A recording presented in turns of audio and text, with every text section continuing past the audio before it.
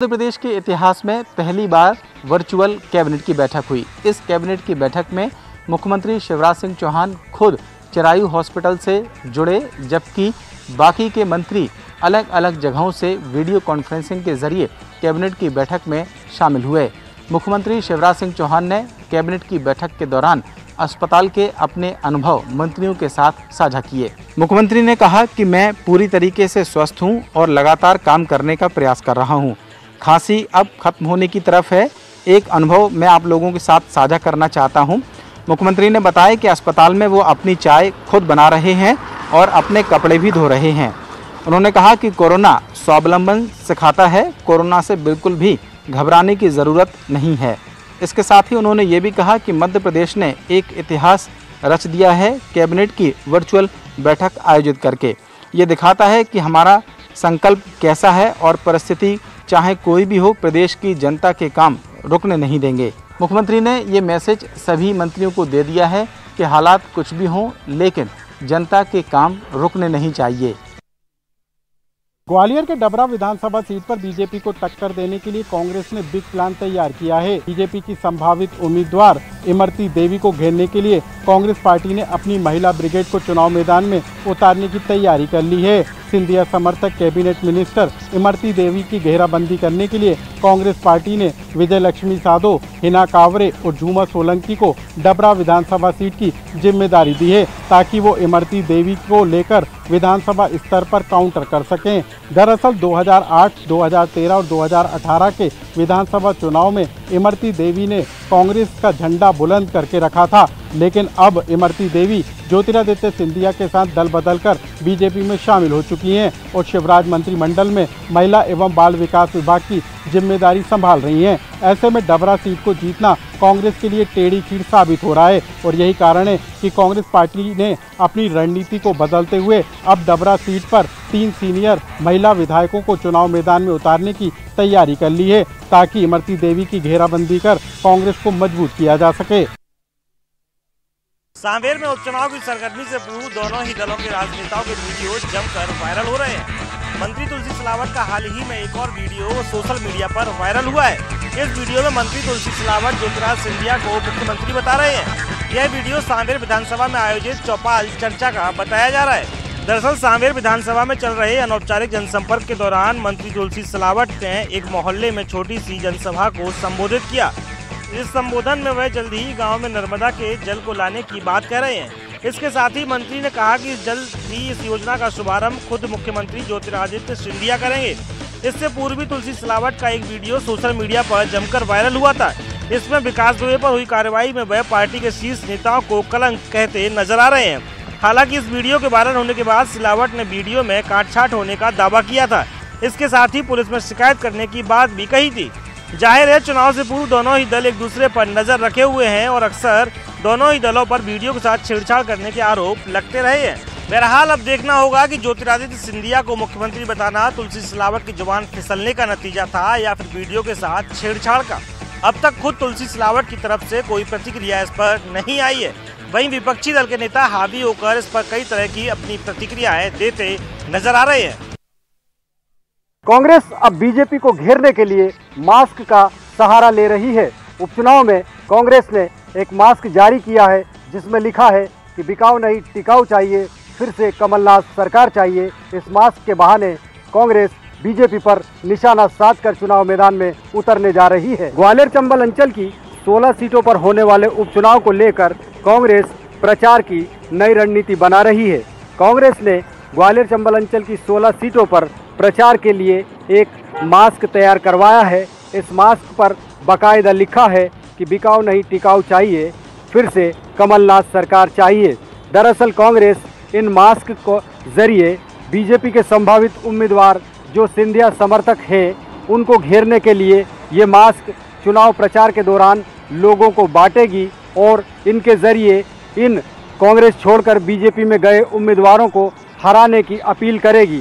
साथ ही कांग्रेस ने ये भी कहा कि ये मास्क ये बताएंगे लोगों को कि जिन लोगों को कांग्रेस के बैनर तले जनता ने चुना था, उन लोगों ने जनमत बेचकर बीजेपी में शामिल होकर अब फिर से चुनाव मैदान में जनता से वोट मांगे हैं। लिहाजा जनता इनको वोट न देकर कांग्रेस के उम्मीदवार को वोट दे। उपचुनाव में कांग्रेस बीजेपी को घेरने के लिए बिकाऊ टिकाऊ मास्क और कोरोना का सहारा ले रही है, तो आने वाले समय में बीजेपी भी इसका पलटवार करेगी। राजधानी भोपाल में बिना कम्युनिटी स्प्रेड के ही कोरोना संक्रमितों की संख्या बढ़ती जा रही है। शहर में आज फिर 199 नए पॉजिटिव केस आए हैं। शहर में कोरोना संक्रमण के मरीजों में तेजी से बढ़त आ रही है। मार्च और अप्रैल में जहां 1 से 2 दर्जन लोग पॉजिटिव मिलते जा रहे थे, वहीं मई और जून में ये दर अब बढ़कर 30 से 50 लोगों के बीच पहुंच चुकी है। लॉकडाउन के खुलते ही यानी कि 1 जून से कोरोना वायरस ज्यादा घातक हो गया है। जून के महीने में कोरोना की दर 7 से 8% आंकी जा रही थी, जो कि अब जुलाई में 15% पर पहुंच चुकी है। पिछले 3 दिन के आंकड़ों पर अगर नजर डालें तो ये पता चलता है कि प्रति 1000 में 150 सैंपल की रिपोर्ट पॉजिटिव आ रही है। एक्सपर्ट्स की माने तो शहर में फिलहाल कम्युनिटी स्प्रेड के जैसे हालात तो नहीं है।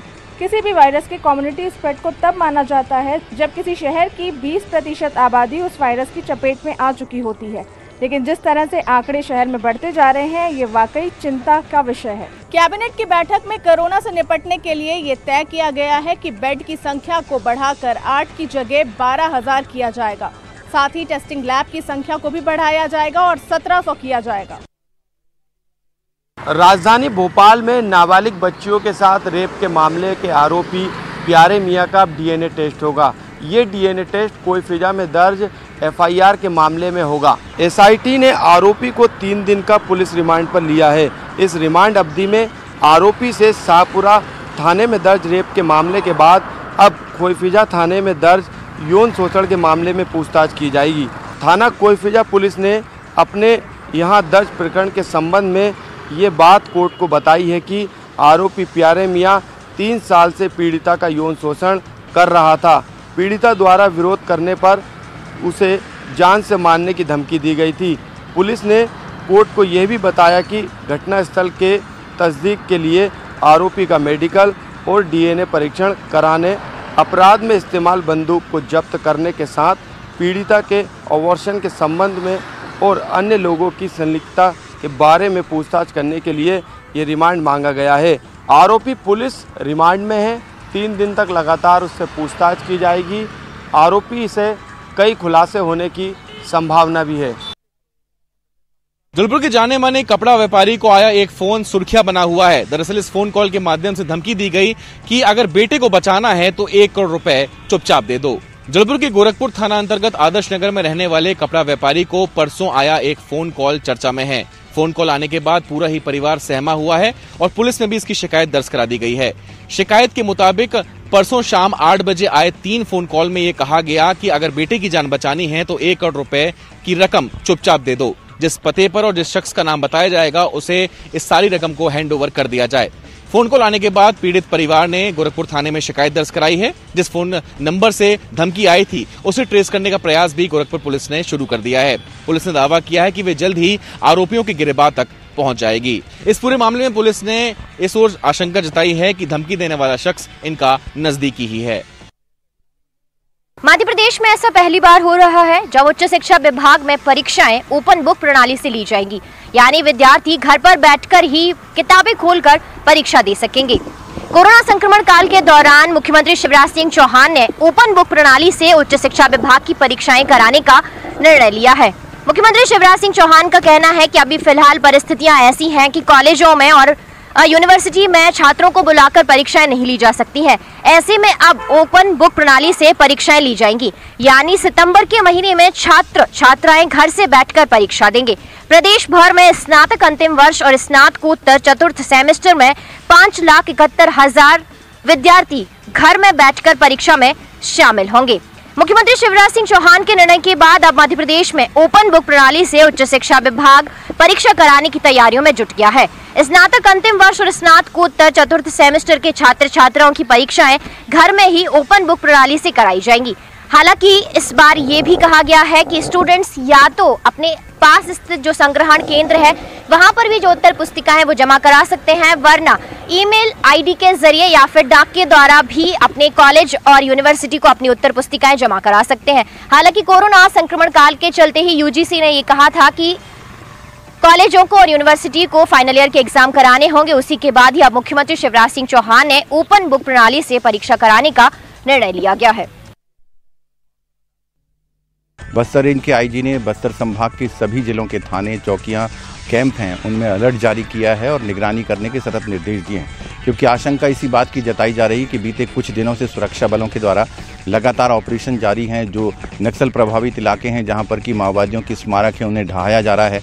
ग्रामीण में इसमें जो है बढ़ चढ़ करके हिस्सा ले रहे हैं। ऐसे में आशंका है कि माओवादी इस पूरे मामले को लेकर के बौखलाए हुए हैं और कहीं ना कहीं वो घटनाओं को अंजाम दे सकते हैं। वैसे भी 2 दिनों से बस्तर में जिस तरह का तांडव दिखाई दे रहा है कि सुकमा की अगर बात करें और बीजापुर की, तो वहाँ पर काफ़ी बड़ा आईईडी जो है वो सुरक्षा बलों ने बरामद किया है। जाहिर सी बात है कि सुरक्षा बलों को नुकसान पहुँचाने की नीयत से माओवादियों ने प्लान करके रखा था।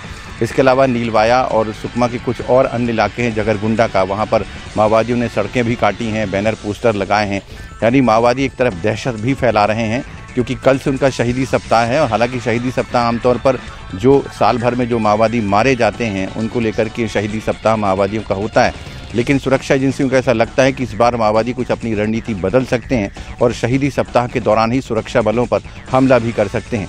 आज भी जिस तरह का टारगेटेड हमला था कि नारायणपुर के सुरक्षा कैंप में माओवादियों की स्मॉल एक्शन टीम ने हमला किया, ऐसे में आशंका इसी बात की जताई जा रही है कि माओवादियों की स्मॉल एक्शन टीम जो है वो फर्स्ट से बस्तर में सक्रिय हो सकती है इस दौरान। और यही वजह है कि काफ़ी सघन निगरानी करने के निर्देश बस्तर रेंज के आईजी ने दिए हैं।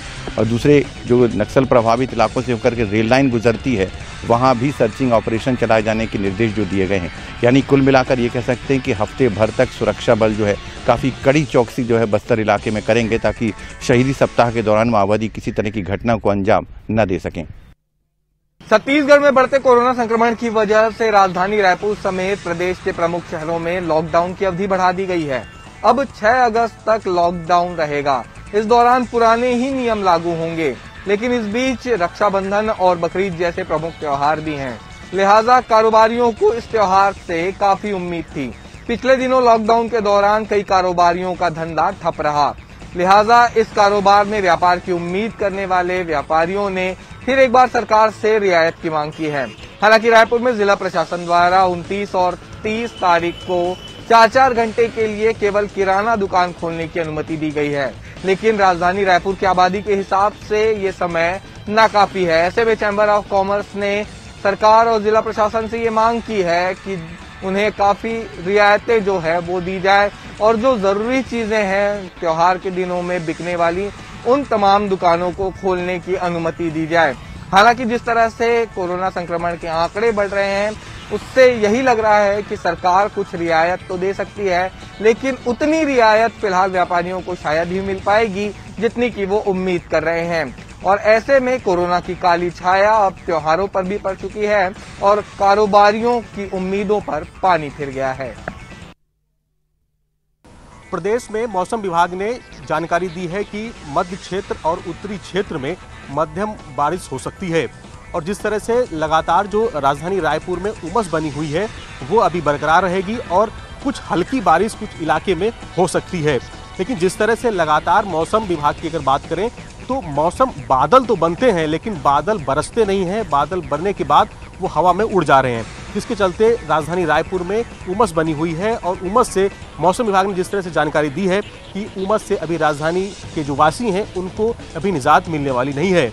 अब देखना यह होगा कि आने वाले समय में जिस तरह से मौसम विभाग ने जानकारी दी है कि कुछ इलाके में हल्की बारिश और मध्यम बारिश हो सकती है, जिसमें खास तौर से उत्तरी जो क्षेत्र छत्तीसगढ़ का है और इसके अलावा जो मध्य क्षेत्र है छत्तीसगढ़ का, वहां पर हल्की बारिश हो सकती है।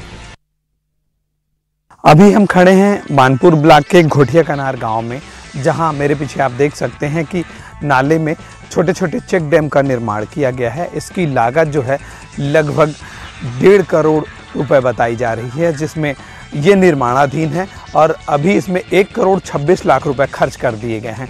तो कहीं ना कहीं फॉरेस्ट विभाग का जो है ये चेक डैम है, उसमें कहीं ना कहीं ये सवालिया निशान उठता है कि अभी काम अधूरा है, उसके बाद भी लगभग 1 करोड़ 26 लाख रुपए खर्च कर दिए गए हैं, जबकि 1.5 करोड़ की लागत में इसे बनाया जाना है।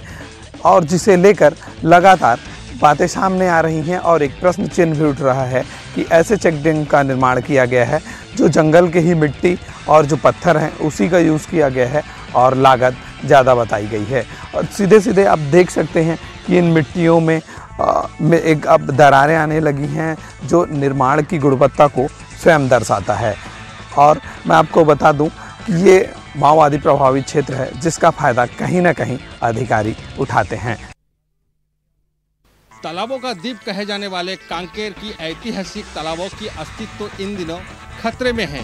एक और नगर प्रशासन के द्वारा तालाब को पटवा रहे हैं, वही सौंदर्यकरण के नाम पर मनमानी करते हुए माननीय सुप्रीम कोर्ट की आदेश को ठेंगा दिखा रहे हैं। सुप्रीम कोर्ट के आदेश अनुसार तालाब कुएं को पटाने पर कोर्ट ने प्रतिबंध लगा रखी है, लेकिन कांकेर पालिका ने इसका खुलेआम उल्लंघन करते हुए तालाबों को पटाते हुए नजर आ रही है।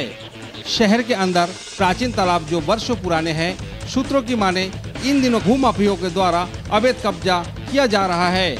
कांकेर पालिका कई वर्षों पुरानी तालाबों के संरक्षण के नाम पर शहरवासियों के भावनाओं के साथ खिलवाड़ कर रही है।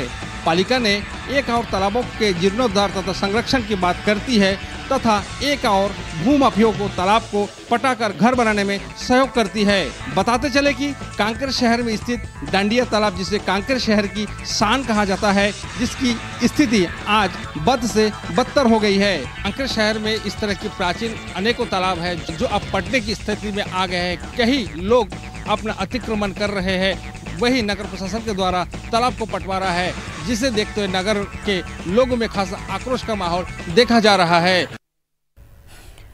और इसी के साथ फिलहाल इस बुलेटिन में इतना ही, लेकिन बाकी खबरों के लिए लगातार बने रहिए न्यूज़ 18 मध्य प्रदेश छत्तीसगढ़।